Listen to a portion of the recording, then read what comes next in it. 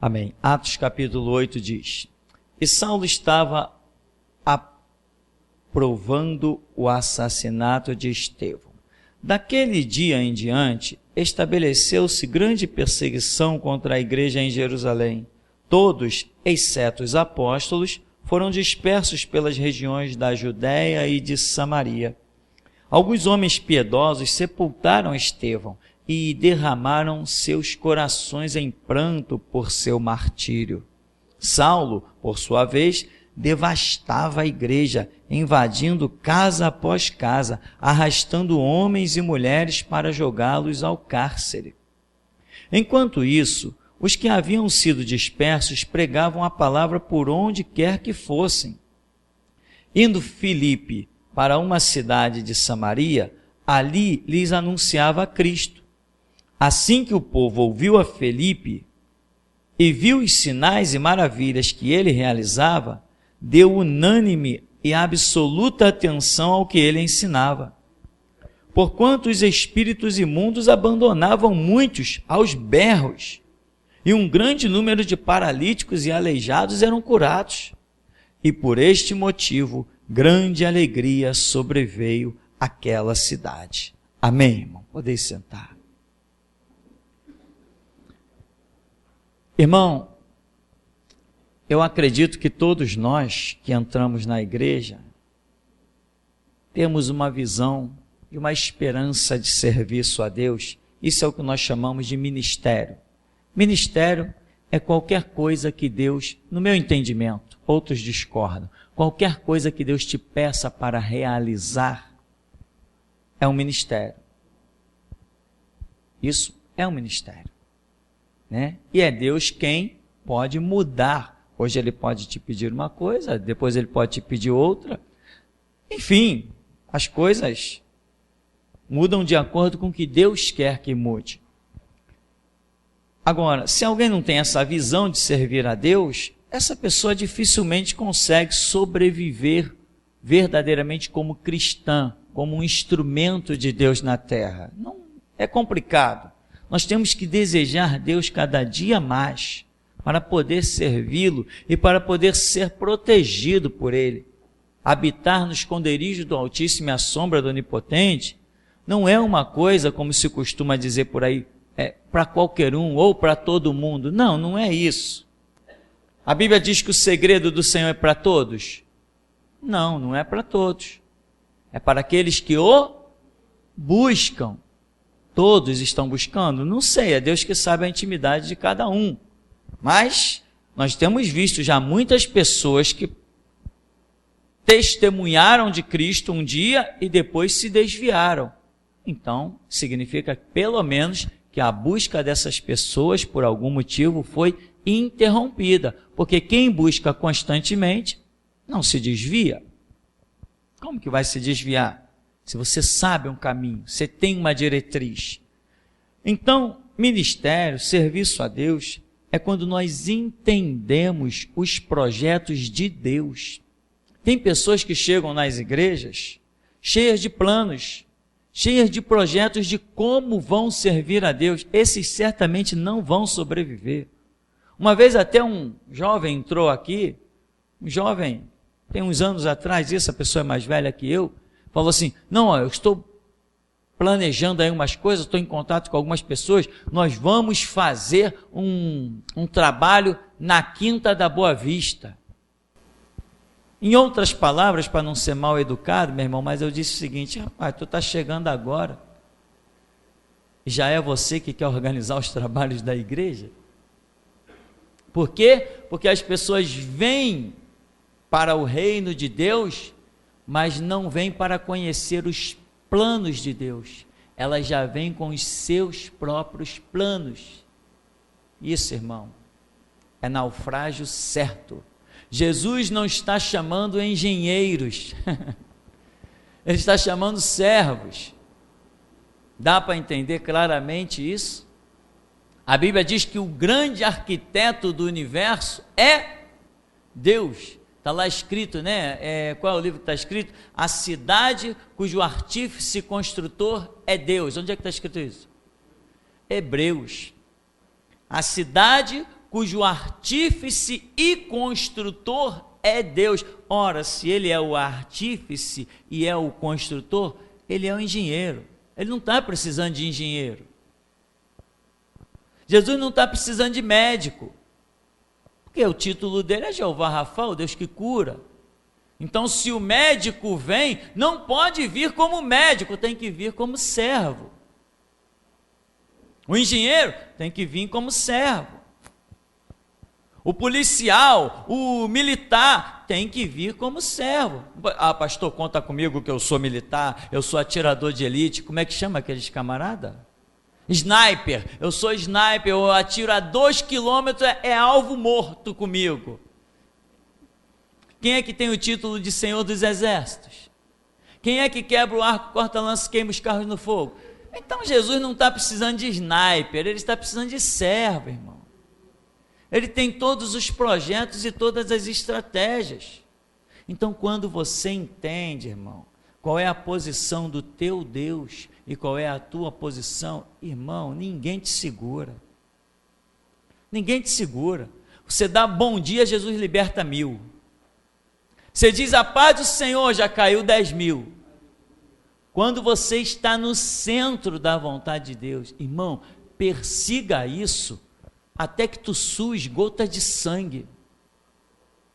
Bate na porta até que ela se abra. Deus, eu preciso conhecer o centro da tua vontade. Irmão, muitas pessoas vivem e sobrevivem margeando a vontade de Deus, aquela vontade permissiva. Irmão, hoje eu te digo, e aposto a minha vida no que digo, porque quem fala não é homem que mente, nem filho de homem que se arrepende. Hoje eu conheço o centro da vontade de Deus. Hoje eu sei que estou exatamente no ponto que Deus planejou para a minha vida. Isso não é nenhum homem que me diz isso, nenhum homem me convenceria disso, só o próprio Deus me convenceria disso. Mas a minha busca foi por isso. Deus, tem misericórdia da minha alma, me conduz, não importa o preço que eu pague, eu quero o centro da tua vontade. Por quê? Porque eu conheci muita gente, irmão, eu conheci pastores que não conheceram o centro da vontade de Deus. Eu conheci pessoas envolvidas no serviço de Deus, mas não estavam no centro da vontade de Deus. Tem pessoas que Deus usa, mas não quer dizer que elas estão no centro da vontade de Deus, não. Porque Deus também tem um lado chamado misericórdia. Então Ele usa pessoas mesmo desenquadradas. Semelhança de uma mula que Ele usou lá com Balaão, né? Tudo bem que todos nós somos mulas, mas vamos deixar essa parte para o lado. Todos nós não passamos de uma mula, irmão. Agora, que existe um caminho a ser buscado, um centro da vontade, existe. Por quê? Porque lá em Apocalipse, que o Senhor Jesus ensinou, que haverá um dia que o livro das obras serão abertos, e cada um vai ser galardoado segundo as suas obras. Ora, você imagina que todo mundo vai ganhar o mesmo galardão? Senão, para que dizer uma coisa dessa?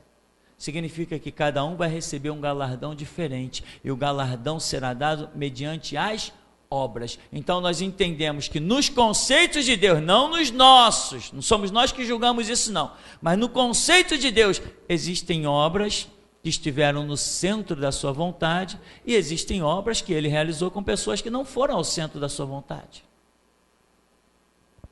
Só um detalhe, irmão, para nós introduzirmos um pouquinho o entendimento, que nós precisamos saber qual é a vontade de Deus.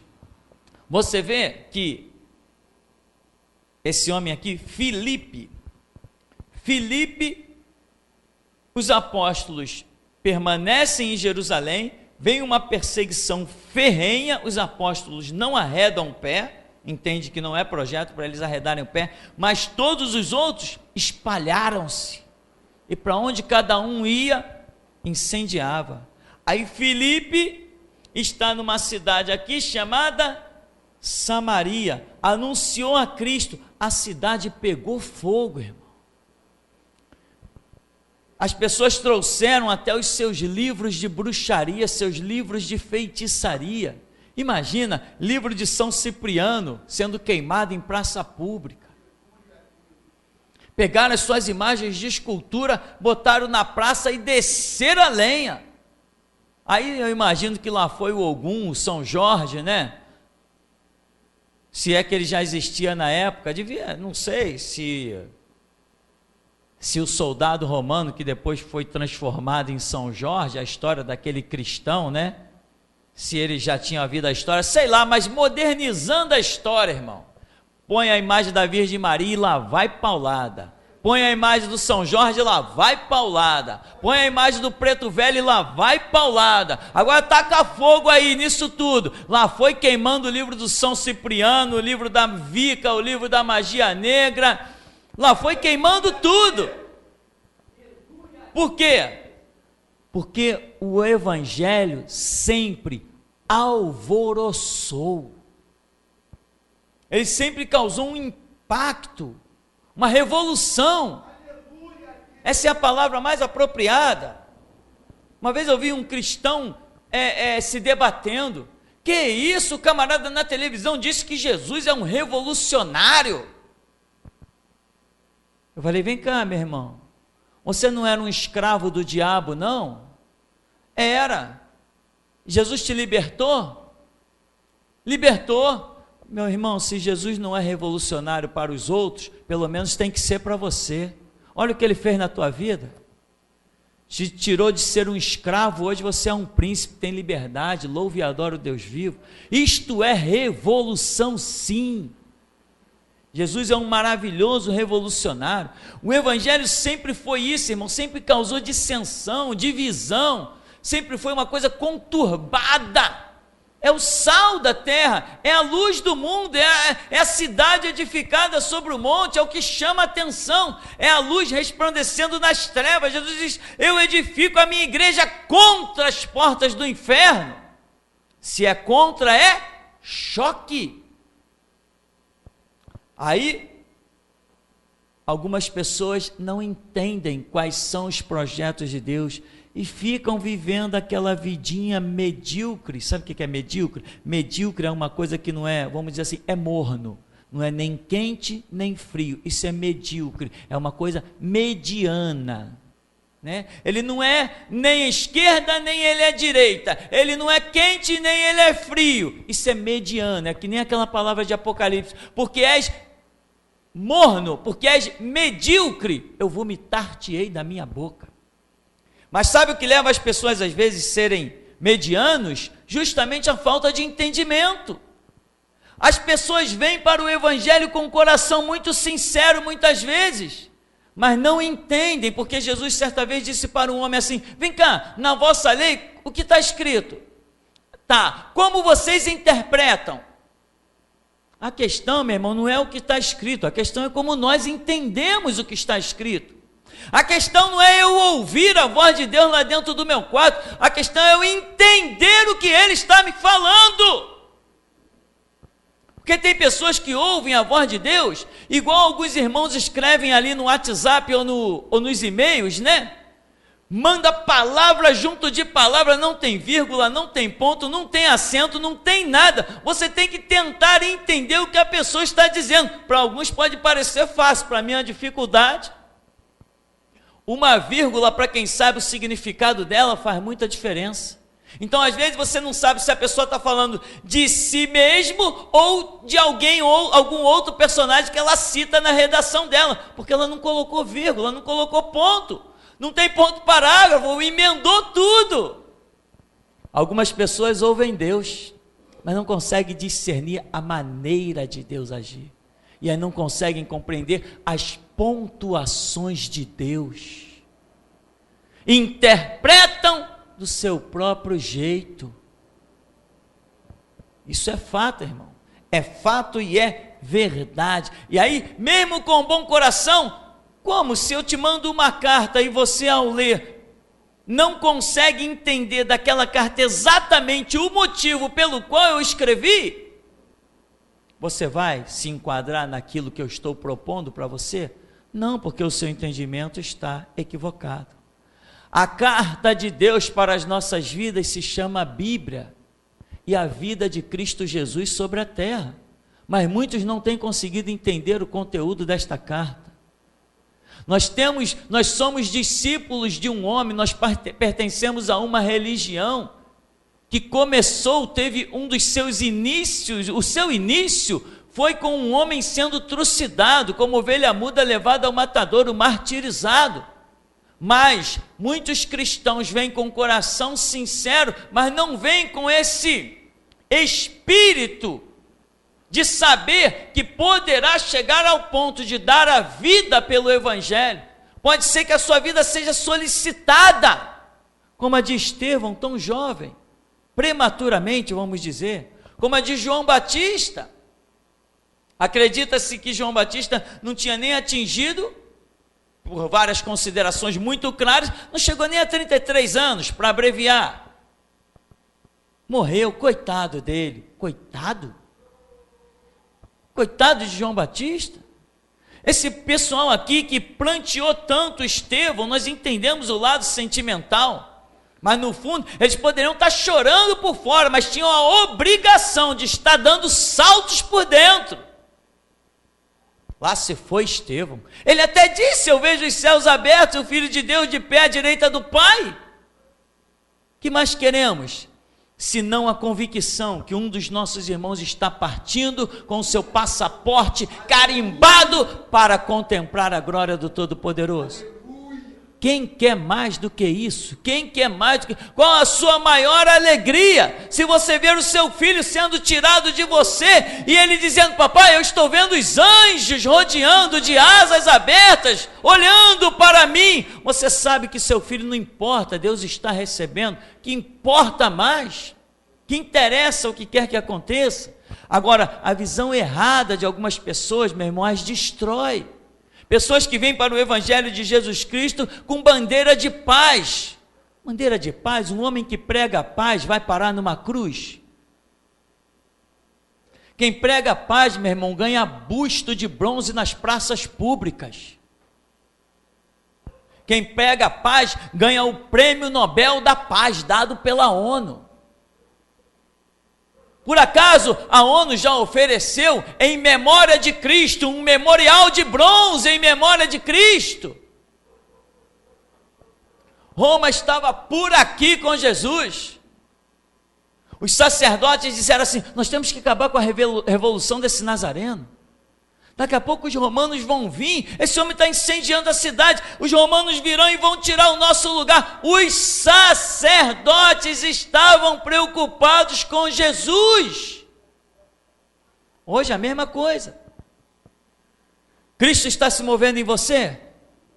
Os sacerdotes estão por aqui com você, meu irmão. Você abre a boca e fala da verdade de Deus.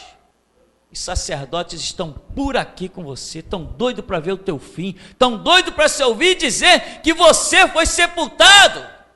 Só que é você quem vai ouvir a respeito deles, não eles a respeito de você. Porque nenhum de nós partirá da terra de improviso, enquanto Deus não disse assim: contei os teus dias, está cumprida a tua missão, vem. Enquanto Deus não determinar, irmão, nós sempre diremos: ainda não é chegada a minha hora.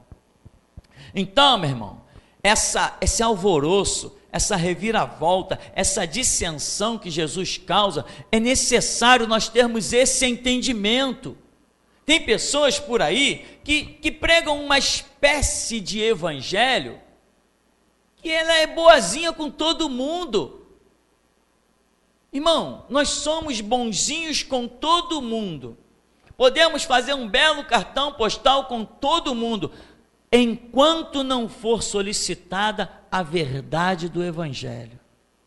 No momento que entrou a verdade do Evangelho, você não pode mais ter pai, nem mãe, nem filho, nem irmão, nem amigo, nem patrão, nem empregado. Entrou a verdade do Evangelho, esquece tudo, porque a verdade tem que prevalecer, e prevalecer nos teus lábios. Senão, irmão, você vai estar vivendo inutilmente. Então, muita gente está exatamente como?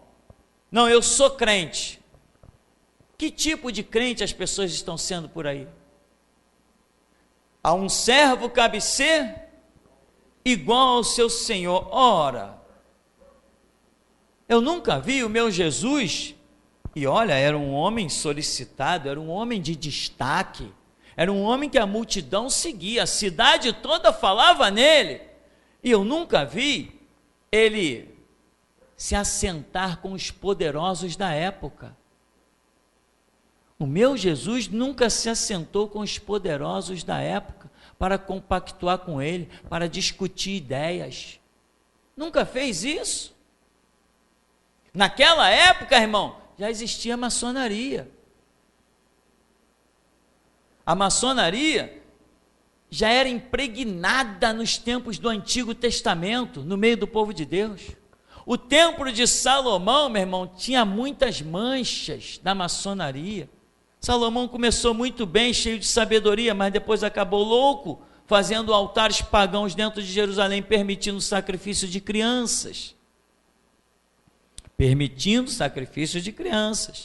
E dizem que ele morreu louco. Mas é para lá de louco um homem que faz uma coisa dessa e diz conhecer o Deus vivo. O Senhor Jesus nunca se associou com a maçonaria. Se alguém pensa que não tinha isso lá, tinha e tem até hoje. Mas ele não se associou, por quê? Porque ele veio para ser diferente. Ele não veio para ser segmento do que existia. Irmão, o teu chamado e o meu é para ser diferente. Não somos elo do segmento que veio. Nós somos uma nova construção de Deus na terra. Se você não entender que nós somos uma nova construção de Deus na terra, você não vai alcançar o produto final do que Deus tem na sua vida. Tem pessoas que dizem que não gostam de mim, por quê? Porque eu prego divisão entre as igrejas. Não, eu não prego divisão entre as igrejas, eu prego a unificação da verdade. E quem estiver fora desta verdade, eu não quero assunto, eu não quero papo. A Bíblia diz que bem-aventurado o varão que não anda segundo o conselho do ímpio e não se detém no caminho dos pecadores. E onde estão os pecadores? Lá no mundo? Aí seria redundância eu falar. Os pecadores hoje estão dentro das Assembleias de Deus, no meio dos batistas. Os pecadores hoje estão catando pessoas na rua para na época da eleição ter mais força de voto e poder receber mais privilégio de político. E eu te pergunto, imagina o Senhor Jesus na frente de um púlpito dizendo assim: meus fiéis discípulos, eu tenho aqui um candidato que é homem de Deus para vocês votarem. Imagina Jesus se associando aos conceitos deste mundo. Se você não consegue imaginar isso, eu não consigo, eu não sei se você consegue, eu estou dizendo que eu não consigo, isso não entra na minha cabeça, nem se rachar e quiser colocar isso lá dentro. O meu Jesus veio para ser uma revolução de um sistema político que estava por aí. Jesus incomodou muito, os discípulos de Jesus incomodaram muito. Saulo, como você viu aqui, por sua vez, devastava a igreja, invadindo casa após casa, arrastando homens e mulheres para jogá-los ao cárcere. Saulo pede carta para sair de uma cidade para outra, e a cavalo quilômetros, aquele homem ia rodar a cavalo quilômetros, uma coisa cansativa. Por quê? Porque ele achava que ele tinha que deter aquilo era uma ofensa para o Estado. Os imperadores ouviam os discípulos de Jesus dizendo: há um novo rei. Isso é revolução, isso é motim, isso tem outros nomes aí que eu não me recordo. Isso é um povo se levantando contra o Estado. Temos que acabar com esse povo. É um povo muito perigoso, tem que ser dignos de morte. Eles estão incendiando a cidade toda, com o quê? Eles estão muito bem armados, com o quê? Eles estão muito bem resguardados, com qual fortaleza? Deus é o nosso escudo, a nossa fortaleza, o nosso rochedo. A palavra de Deus é a espada do Espírito Santo. Esses homens revolucionaram tudo e fizeram uso somente da palavra, da verdade. temos sacerdotes desesperados, temos o Império Romano desesperado, temos a cúpula da política de Israel misturada com Roma, todo mundo desesperado. Por quê, irmão? Por quê? Porque aqueles homens entenderam, e veja bem, se isso não fosse um projeto de Deus, Deus hoje colocaria na palavra dizendo, e eles erraram, e eles falharam, e eles faltaram. Não, mas a palavra exalta aqueles homens pelas atitudes que eles tiveram. O que nós pensamos hoje do que é a obra de Deus? Irmão, você tem que se preparar com aquela disposição. O negócio é viver e morrer por Cristo. A nossa leve e momentânea tribulação não se compara com a glória que em nós há de ser revelada. Brevemente, num abrir e fechar de olhos, não haverá mais sul, não haverá mais norte. Nós contemplaremos o portal celestial, seremos recebidos por um ser magnífico, tremendo, que nós o reconheceremos e o adoraremos, e ele vai dizer, vinde benditos de meu Pai. Ele vai dizer, vinde bendito de meu Pai, possui por herança um reino que vos está proposto desde antes da fundação do mundo. Meu irmão, mas esse reino não é para qualquer um. Para quem é esse reino? Quem vai herdar esse reino? Os bonzinhos da terra? Os que saíram por aí distribuindo beijos e abraços? Quem vai herdar esse reino? Ora, Filipe não saiu distribuindo beijos e abraços, ele saiu criando uma contenda que ele incendiou uma cidade. E te digo mais, Filipe nem se compara à grande obra que nós temos feito. Filipe não tinha internet, Filipe não tinha equipamentos de som e áudio como nós temos, Filipe não tinha filmadora. Mas ele não tinha o que nós temos, mas nós precisamos ter o que ele tinha, a plenitude do Espírito, a consciência plena da sua missão. Obstina-te, irmão, na missão que Deus te deu. Como eu já falei algumas vezes, por que você não vai evangelizar os perdidos? Não é a minha missão e eu não saio dela.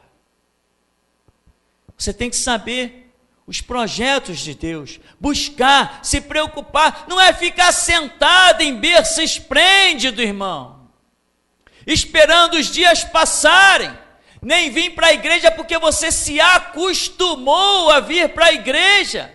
É dia de culto, então eu tenho que ir para a igreja. Você se desespera em ir para a igreja porque é dia de culto. Não, se desespere em estar nos pés do Senhor, mesmo que não seja dia de culto aqui na igreja. Para você todos os dias tem que ser dia de culto.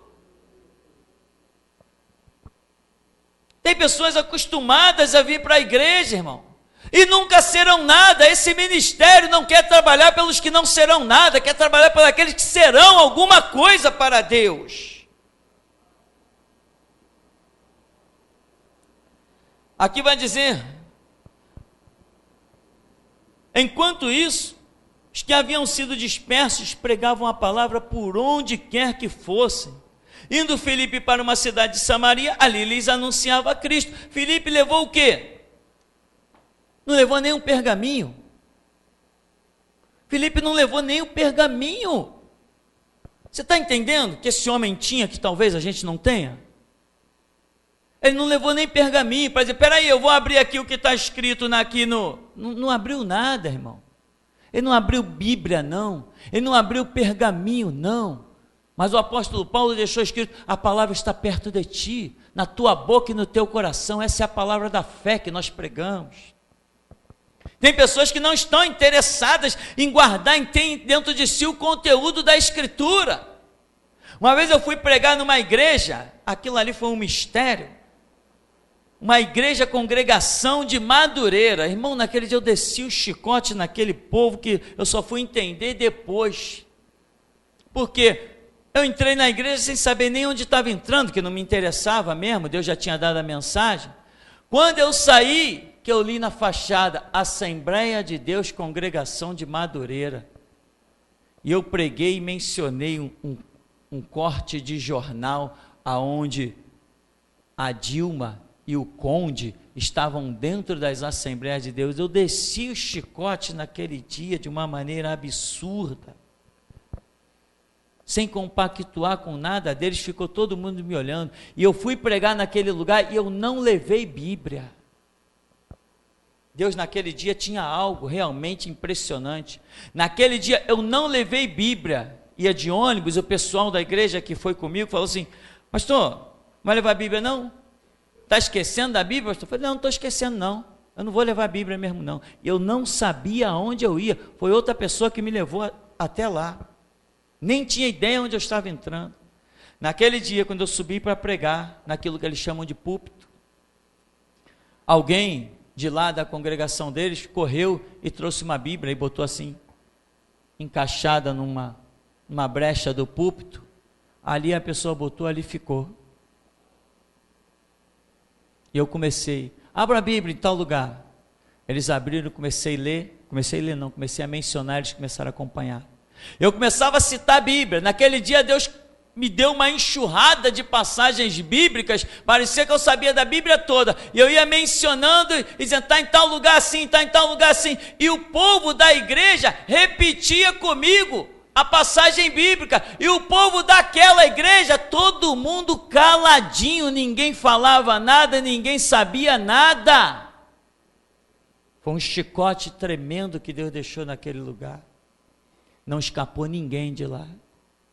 Todos se perderam, todos perderam a sua oportunidade. Então, irmão, Filipe parte para um lugar, ele não leva pergaminho, mas quando ele chega lá, que abre a sua boca naquele lugar, Deus mostra que nós não temos que carregar os pergaminhos de Deus, nós temos que ser os pergaminhos de Deus. Você está pensando que você é salvo porque você carrega os pergaminhos de Deus? Não, você é salvo quando Deus pode te conduzir na terra como um pergaminho dele vivo. Irmão, essa é uma palavra que vale a pena você atentar para ela, hein? Atente. Tem muita gente perdendo tempo, irmão. Tem gente perdendo tempo. Tem gente que já tem 15 anos dentro dessa igreja. E hoje não é nada. Não é nada perante os meus olhos não, porque não faz diferença ninguém ser nada perante os meus olhos. Não é nada, meu irmão, porque não se interessou por nada, nem de conhecimento da palavra, nem de nada. Jesus não está chamando gente boazinha, Jesus não está chamando bonzinhos, Jesus está chamando revolucionários, pessoas que falem com veemência, que falem coisa com coisa, que saibam do que falam, que recebam do alto, que tenham confiança de chamar para desafio e apostar a vida. Esses são os que Jesus está chamando para carimbar com o selo de aprovado nessa seleção que ele tem feito nesse ministério. Tem uma cidade para nós incendiarmos, meu irmão. Temos lançado aí, Deus nos deu as frases para nós levarmos adiante, Bíblia sim, Constituição não. Quanta gente incomodada com esta frase, porque nós lançamos ela. Deus nos deu e nós poderíamos ter ficado calado, poderia não ter nenhuma camisa com isso, poderia não ter nada, nenhum slide na internet, nenhuma pregação, poderíamos não ter nenhum boné, poderíamos não ter nada escrito atrás dos nossos carros, mas Deus olhou para nós e disse: vós sois os meus pergaminhos na terra. No pergaminho de Deus ele escreve o que ele bem quiser, e com as nossas vidas ele quis escrever Bíblia sim, Constituição não. Isso faz parte do pergaminho de Deus que somos nós hoje na terra dos mortais. As pessoas passam e não suportam, não conseguem se conter. Um emparelhou comigo no carro no Automóvel Clube, deu sinal para eu baixar o vidro. Quando eu baixei o vidro, ele falou: irmão, esse mistério aí é muito forte, hein? Aí eu ri para ele, levantei o vidro de novo, ele foi embora. Íamos agora no caminho ali, não sei lá que caminho era aquele, Tabor aí, alguém emparelhou também, viu os adesivos dos nossos carros, e a pessoa não resiste simplesmente em olhar. Não resiste simplesmente em olhar, irmão. Dá para você entender o que o Espírito Santo está fazendo? Ele está dizendo que nós somos sal mesmo, que nós somos luz mesmo. Nós chamamos a atenção. O mundo está em trevas, acende uma luz que todo mundo olha. E tem mais, enxerga-se uma luz a quilômetros de distância dentro das trevas. Jesus é um tremendo de um revolucionário. Jesus começa uma obra, meu irmão, e quando a obra é tão tremenda com Jesus, que simplesmente no seu nascimento, quando os magos chegam do Oriente, onde está o rei dos judeus? Que? Rei? Herodes? Não, estamos falando de um rei anunciado pelo céu. Nós vimos a sua estrela no Oriente, viemos para adorá-lo. Mas você nunca nem viu esse homem? Não precisa. Os céus manifestam a glória de Deus, o firmamento anuncia as obras das suas mãos. É alguém muito importante que nasceu no meio de vocês. Cadê? Não estamos vendo nada. A revolução, o alvoroço é tanto que daqui a pouco o Herodes diz assim: cadê os magos? Foram embora por outro caminho. Ah, é? Então vai lá e mata todas as crianças de 2 anos para baixo.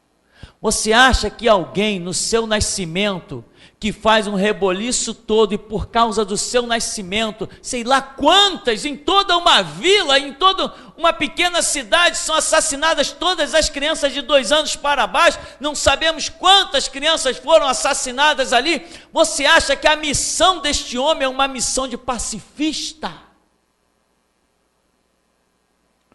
Um homem que no seu nascimento já começa a ter o seu batismo de sangue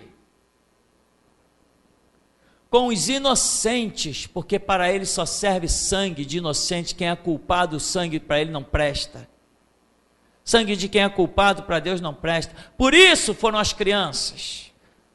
Herodes não mandou matar toda a vila, não. Mandou matar só as crianças. Daqui a pouco esse homem, está todo mundo transtornado. Então, meu irmão, a missão de Jesus é uma missão de alvoroço, é uma missão de reviravolta, né? Reviravolta. Lá na cidade está todo mundo: sim, meu pai Tranca-Rua, está bem minha mãe Maria Padilha, está bem minha mãe Pombagira. Felipe vai e pisa na terra, a terra treme.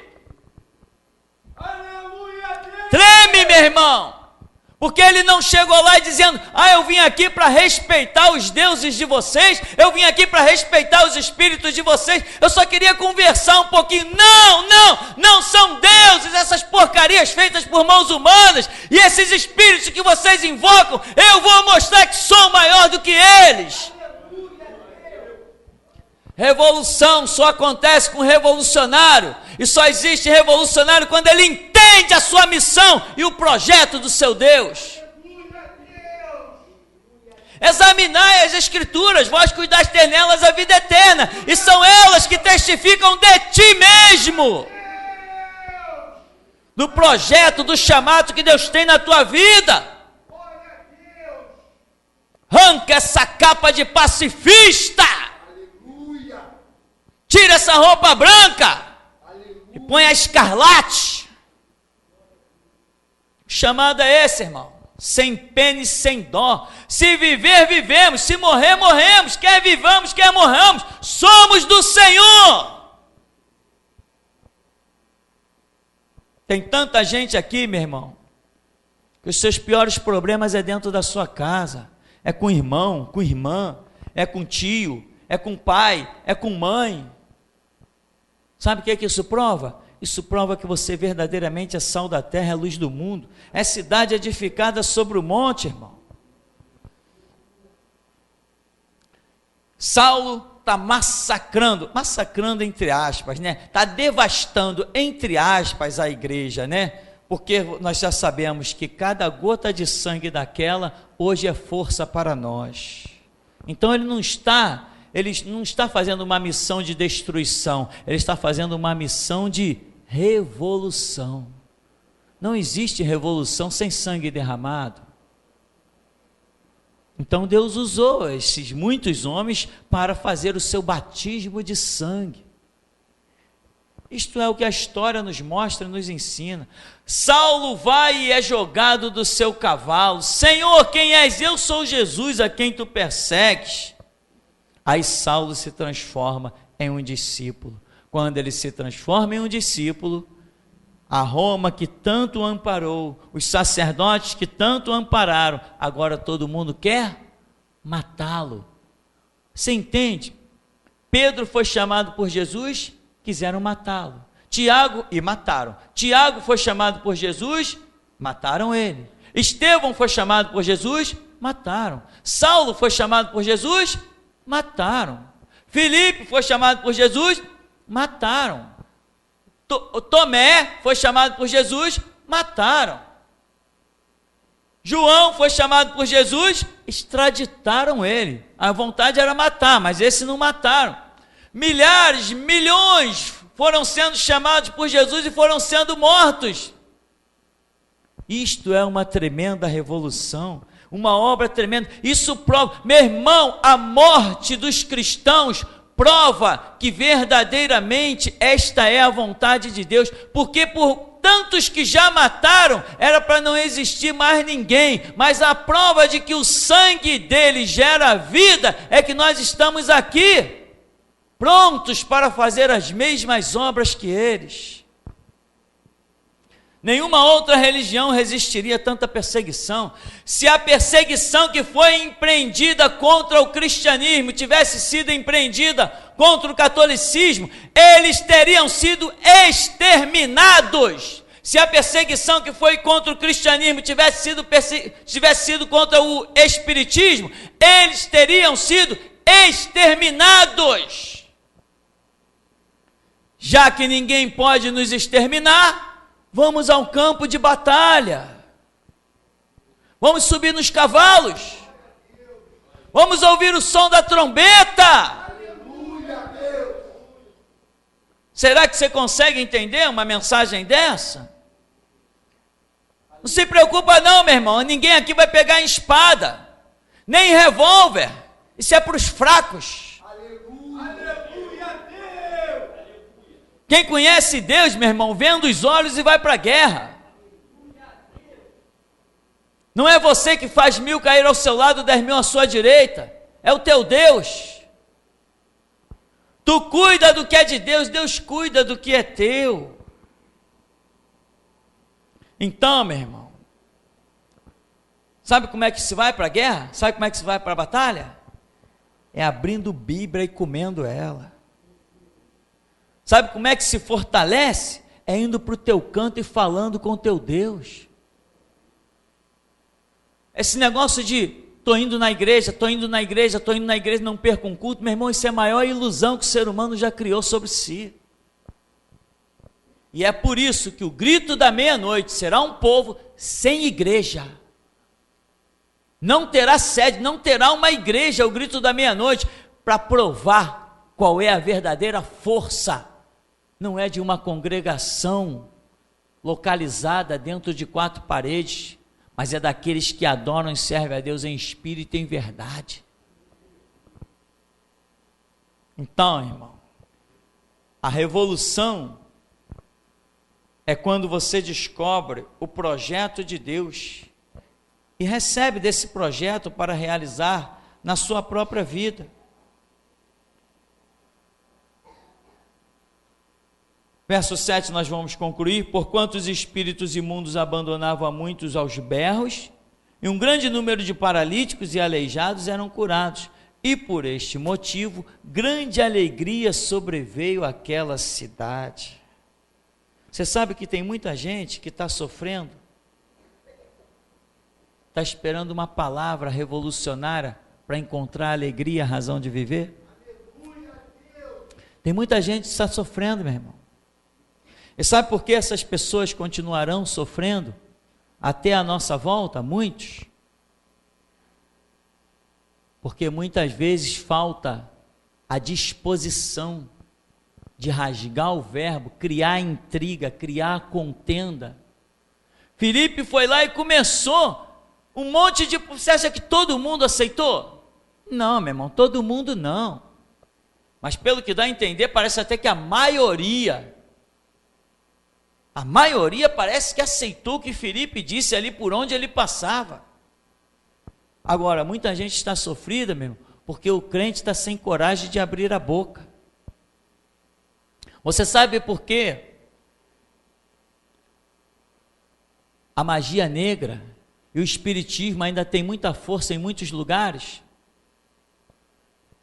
Porque nenhum crente ainda se levantou para desafiá-los. Você sabe por que muitas pessoas ainda servem ao diabo? Porque muito crente ainda não decidiu se colocar como barreira entre essa pessoa e o diabo. Pessoas que dizem, não, se eu abandonar o espiritismo, o espírito me mata. E nenhum crente tem a coragem para dizer assim, não, eu vou me colocar entre você e os espíritos. Se eles puderem matar alguém, eles vão ter que primeiro passar por cima do meu cadáver. É isso que acontece. Falta revolucionários. Falta gente para dar reviravolta na cidade, na sociedade, como Jesus fez a reviravolta na nossa vida. Muitas vezes nós esquecemos do que éramos para o que Ele fez de nós.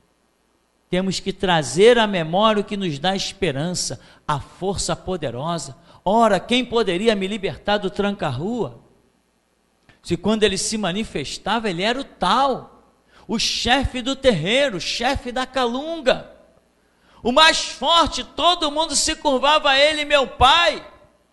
E ele tinha tanta autoridade que ele batia em crianças, expulsava de lá. Nenhum pai, nenhuma mãe nunca ousou dizer, mas que isso? Não, todo mundo ficava quieto. Muita gente vai ter que ainda entender que o diabo não tem força, mas só vai entender isso quando olhar para mim e para você. Enquanto eles não olharem para mim e para você, não vão entender nada. Mas para que eles olhem para nós, temos que ser uma cidade edificada sobre o monte. Então, meu irmão, atente para isso. Não trabalhe por amizade, trabalhe por discípulos. Escapa desse negócio de fazer amigos. Não estamos na terra para fazer amigos, é tempo perdido, é uma vida inútil esse negócio de querer fazer amigos. Você não pode cair na graça do povo. Por onde você passar, ou faz discípulos, ou faz inimigos. Por onde você passar, deixe um rastro de discípulo, ou deixe um rastro de inimigos. Mas negócio de amiguinho do evangelho, compactuando, não, nós não estamos aqui para isso, porque o nosso Jesus não se manifestou para isso. Amém. Até aqui, nos tem ajudado, Senhor.